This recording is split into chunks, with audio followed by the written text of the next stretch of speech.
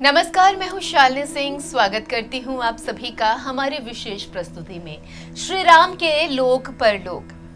जैसा कि आप जानते ही हैं कि हम अपनी इस श्रृंखला में लेकर आते हैं महाकाव्य रामायण के उन किरदारों से जुड़ी जानकारी जिन पात्रों को किन्हीं कारणों से अधिक महत्वता नहीं मिल पाई, या यूं कहें कि उनके किस्से, उनके त्याग, उनके समर्पण, योगदान की गाथाएं अब तक अनसुने रह गए। हम अपने विशेष श्रृंखला में उन्हीं किरदारों पर प्रकाश डालने की कोशिश करते हैं।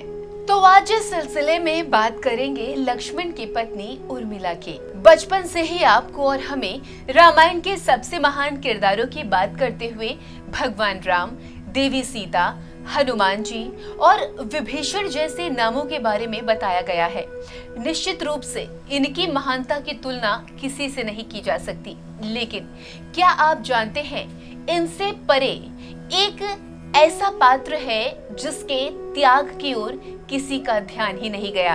एक ऐसा नाम और भी है जिसकी कहानी कई त्यागों और संघर्षों से भरी हुई है।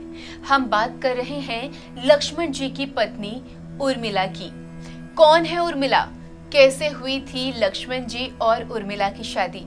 लक्ष्मण जी के वन जाने की बात पर उन्होंने क्या कहा था? पति के बिना किस तरह उर्मिला ने बिताए थे 14 वर्ष? ऐसे तमाम सवालों के जवाब मौजूद हैं हमारी आज की पेशकश में।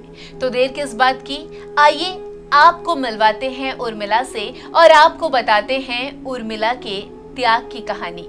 उर्मिला हिंदू महाकाव्य रामायण की एक चरित्र है। राजा जनक की पुत्री थी उर्मिला।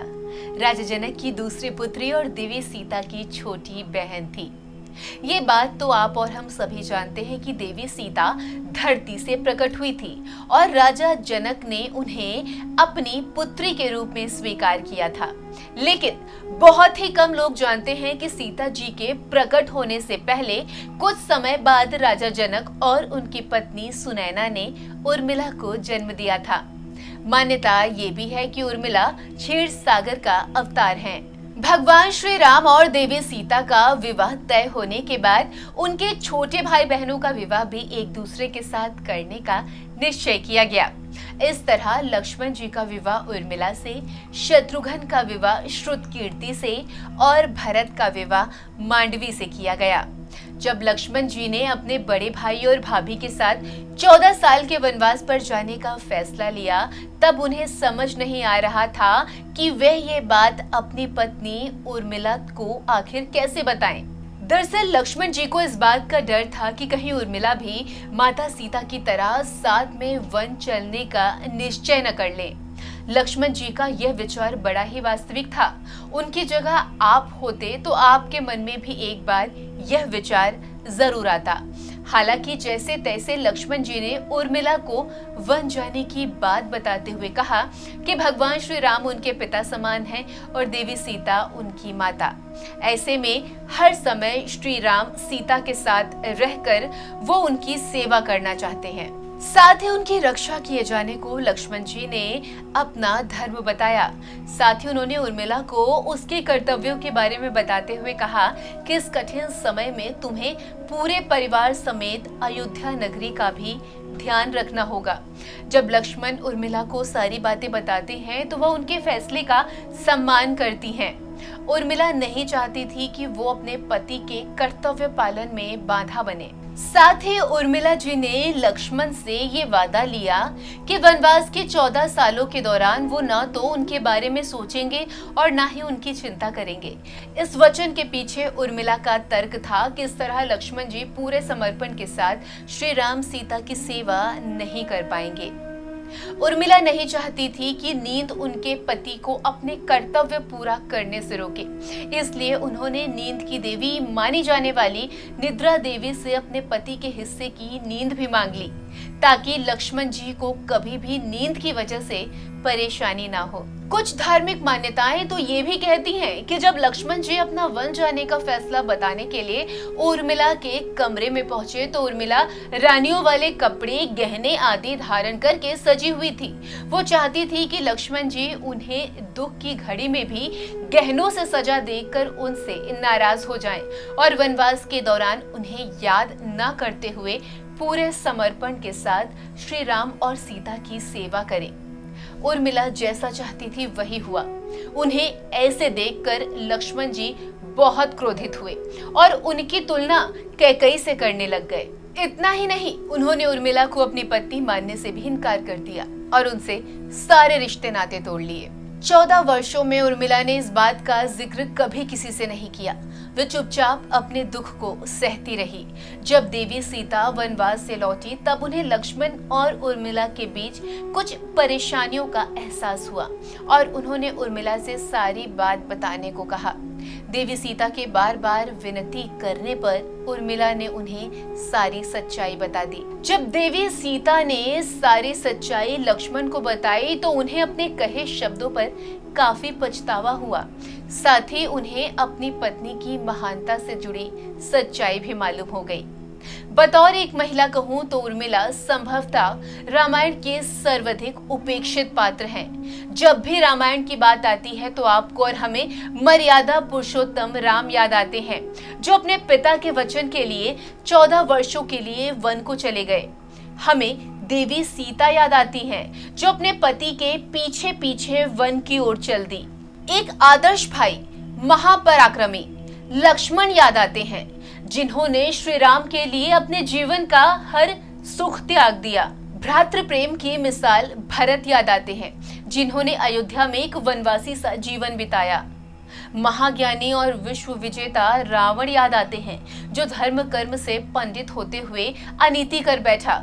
महावीर हनुमान, कुंभकर्ण और मेघनाद याद आते हैं। लेकिन इन सभी मुख्य पात्रों के बीच हम लक्ष्मण की पत्नी उर्मिला को भूल जाते हैं, उनके दुख, त्याग और विरह वेदना को भूल जाते हैं, जबकि उन्होंने शायद देवी सीता से कहीं अधिक दुख झेला। वनवास से वापस आने के बाद सीता उर्मिला से रोते हुए गले मिलती हैं और कहती हैं कि हे सखी, तुम्हारे दुख का ज्ञान भला लक्ष्मण को क्या होगा। मैं समझ सकती हूँ, 14 वर्ष मैंने चाहे वनवास में ही बिताए, लेकिन तब भी मुझे मेरे पति का सानिध्य प्राप्त था। लेकिन तुमने 14 वर्ष अपने पति की विरह में बिताया है, इसलिए तुम्हारा त्याग मेरे त्याग से कहीं अधिक बढ़ा है। उर्मिला जनकपुरी के राजा महाराज जनक और रानी सुनैना की द्वितीय पुत्री और सीता की छोटी बहन थी। जब श्री राम ने स्वयंवर जीतकर देवी सीता का वरण किया तब महर्षि विश्वामित्र के सुझाव पर महाराज जनक ने एक निर्णय लिया।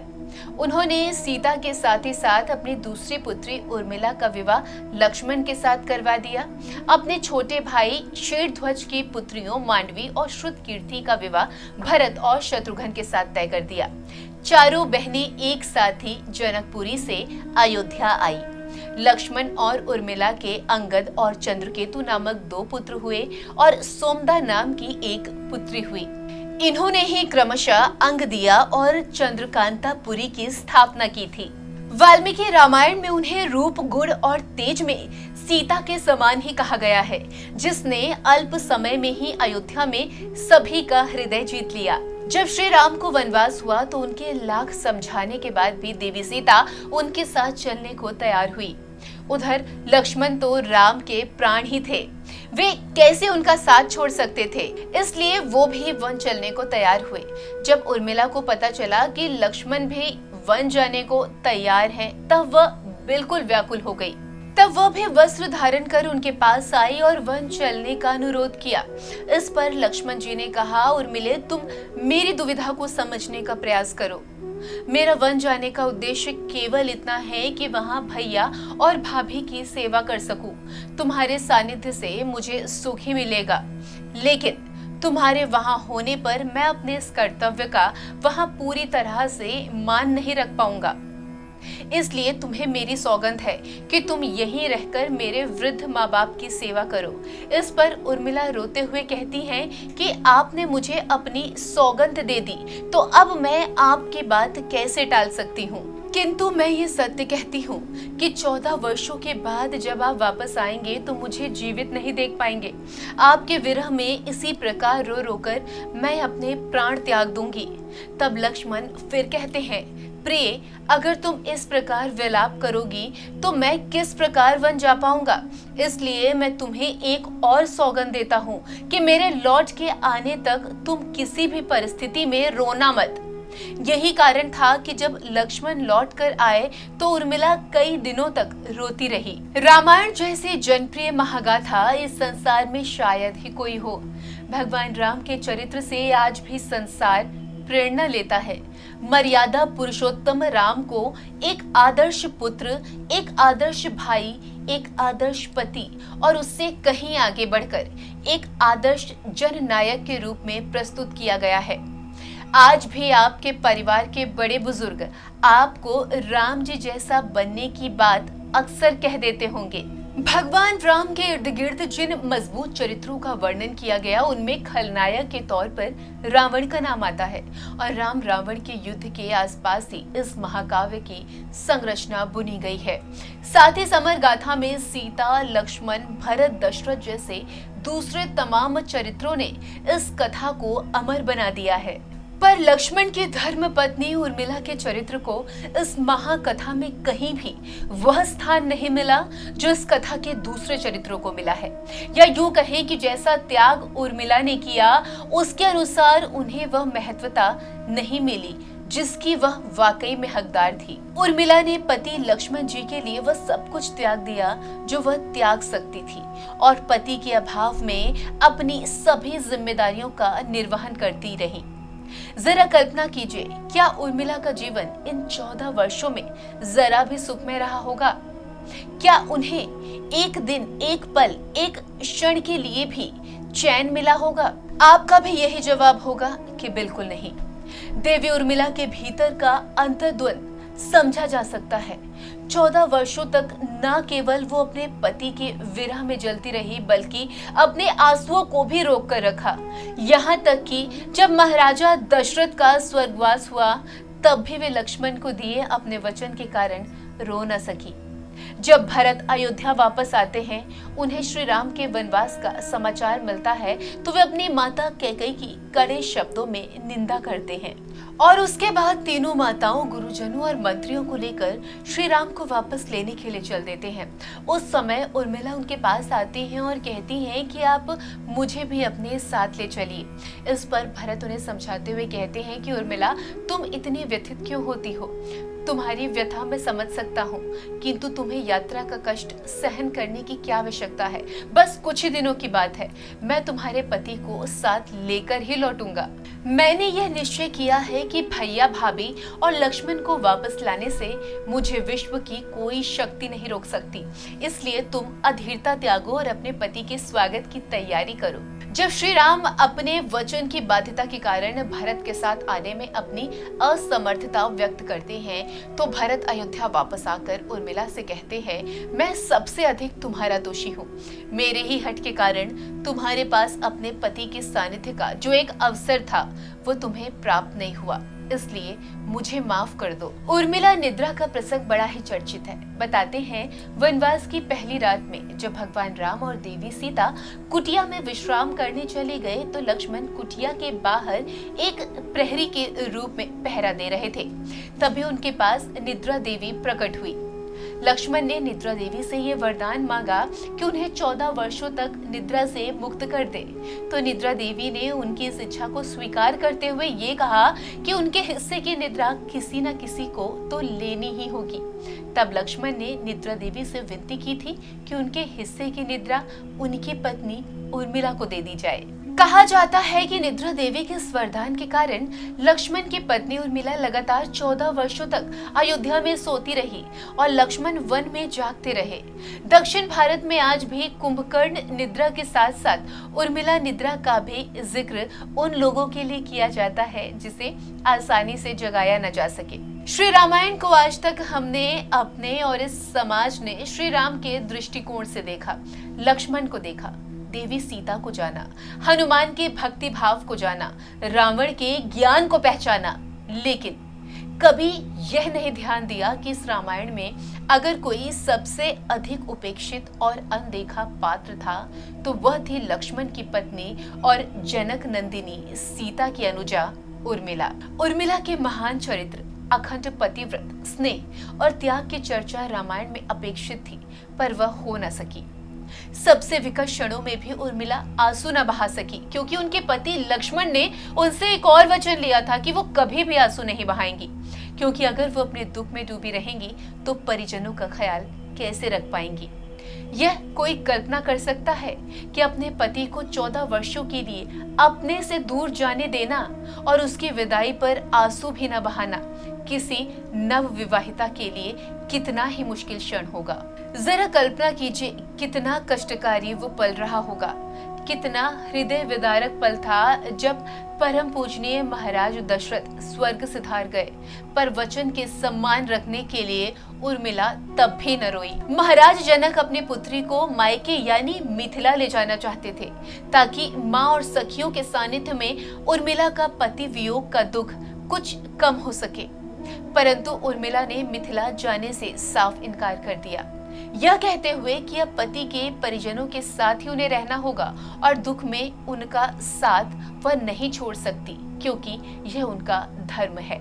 इससे आप उर्मिला के समर्पण भाव को आसानी से समझ सकते हैं। आप में से बहुत से लोग इस बात से परिचित होंगे कि अपने वनवास के दौरान भाई और भाभी की सेवा करने के लिए लक्ष्मण पूरे 14 साल तक नहीं सोए। उनके स्थान पर उनकी पत्नी उर्मिला दिन और रात सोती रही। लेकिन यह बात बहुत ही कम लोग जानते होंगे कि रावण के बेटे मेघनाद को यह वरदान प्राप्त था कि जो इंसान 14 वर्षों तक नहीं सोएगा वही केवल उसे हरा सकता है, और इसीलिए लक्ष्मण मेघनाद को मोक्ष दिलवाने में कामयाब हुए थे। रावण के अंत और 14 वर्ष के वनवास के पश्चात जब राम, सीता और लक्ष्मण वापस अयोध्या लौटे, तब वहां राम के राज तिलक के समय लक्ष्मण जोर जोर से हंसने लगे। सभी को ये बेहद आश्चर्यजनक लगा कि क्या लक्ष्मण किसी का मजाक उड़ा रहे हैं।